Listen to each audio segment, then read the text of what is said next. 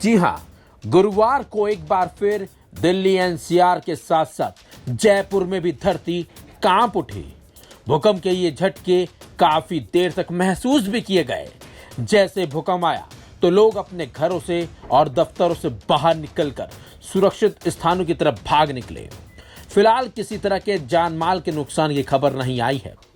इससे भी हैरानी कर देने वाली बात तो यह है कि दिल्ली एनसीआर, पंजाब, चंडीगढ़ और जम्मू कश्मीर में भी भूकंप के ये झटके महसूस किए गए थे।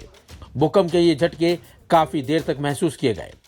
बताया जा रहा है कि जैसे भूकंप आया था तो लोग अपने घरों और दफ्तरों से बाहर निकलकर सुरक्षित स्थानों पर पहुंच गए थे। हालांकि किसी तरह के जानमाल के नुकसान की खबर अभी तक तो बिल्कुल भी नहीं आई है। जानकारी के मुताबिक दोपहर करीब 2:50 पर भूकंप का पहला झटका महसूस किया गया था। भूकंप का केंद्र अफगानिस्तान के फैजाबाद में था और हिंदुकुश क्षेत्र में रिएक्टर स्केल पर इसकी तीव्रता 6.2 रही।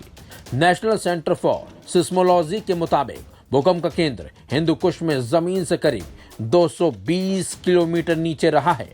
इसके अलावा जम्मू कश्मीर के पुंछ जिले के पीर पंचाल क्षेत्र के दक्षिण में भी भूकंप के ये महसूस झटके किए गए थे और इसकी तस्वीरें भी सामने आई हैं। भूकंप के ये झटके केवल भारत में ही नहीं बल्कि पड़ोसी मुल्क पाकिस्तान में भी महसूस किए गए हैं।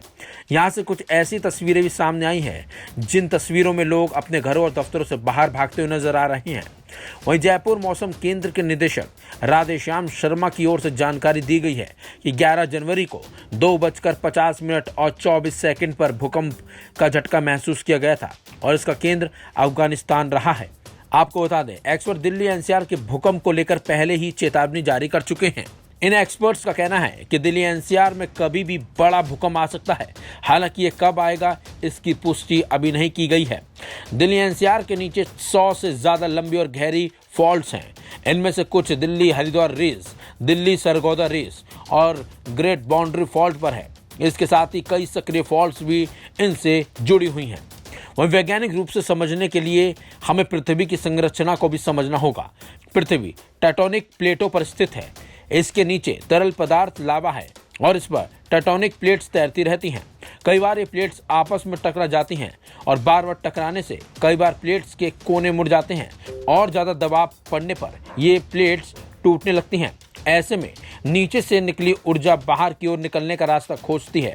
जब इससे डिस्टरबेंस बनता है तो इसके बाद भूकंप आता है। फिलहाल एक्सपर्ट जिस तरीके से दिल्ली एनसीआर को लेकर बता रहे हैं तो ऐसा कहना गलत नहीं होगा कि दिल्ली एनसीआर से भूकंप का खतरा भी टला नहीं है।